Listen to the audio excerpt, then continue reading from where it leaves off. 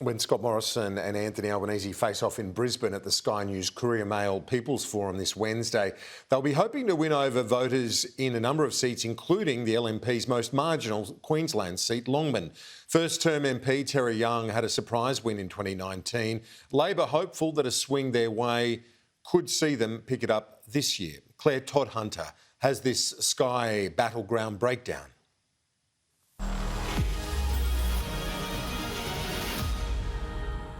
The swinging seat of Longman could go a long way in determining the election winner, and it's because of voters like these. I'm a floating voter, as they call it.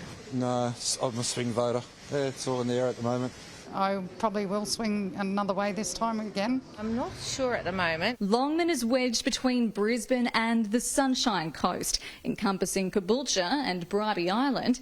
The contest here in 2019 flew under the radar, but Labor's loss was Scott Morrison's gain, a key pickup on his path to retaining the Prime Ministership. There was a mood in the electorate that Labor were going to punish a lot of the people here, so we have a lot of self-funded retirees. Terry Young is a retail businessman turned first-term MP, having won the seat off Labor's Susan Lamb with a 4% swing. We've met him several times because he's local and he's in the community all the time. At the time, jobs and the economy were at the top of his agenda. I'm about working with the business community, and some of the things that we've done around jobs, such as 50% funding of the apprenticeships of their wages, is a great thing. But one of the seat's major urban centres, Caboolture, has higher unemployment than national and state averages. Well, he hasn't delivered all the jobs. I mean, there's an awful lot of unemployed here. Labor will invest in our local businesses to create more job opportunities for locals. Health policy professional Rebecca Fanning is Labor's pick to take on Terry Young. She's running on her record as a behind-the-scenes expert, claiming to have kept Queenslanders safe and sheltered during the pandemic. She's very good, isn't she? I really understand what an impact it has on locals and our health system more broadly when GPs and primary healthcare services aren't being properly funded.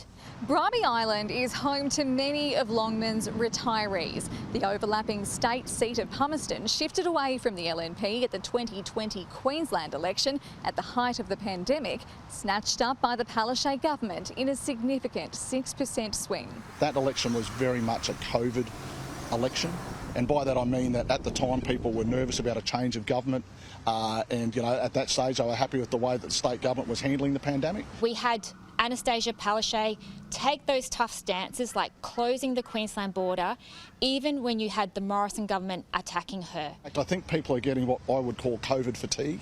They really want to get on with life now. In light of recent flooding, focus for some has shifted to climate change. It ought to be a wake-up call for us all.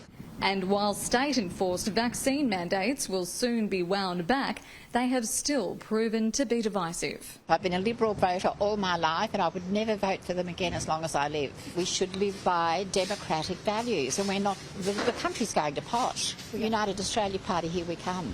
But for many locals, there's only one key issue front of mind. Cost of living. I'm only a pensioner and everything's gone up. Cost of living is a high priority. All the pensioners need a bit more money. A lot of people are struggling, so like fuel's gone up, food. It's having a real impact on family budgets. Petrol prices are coming down because of the actions that we've taken to ensure that there is cost of living relief now. Whether that's enough won't be revealed until election night. Claire Todd-Hunter, Sky News, Longman.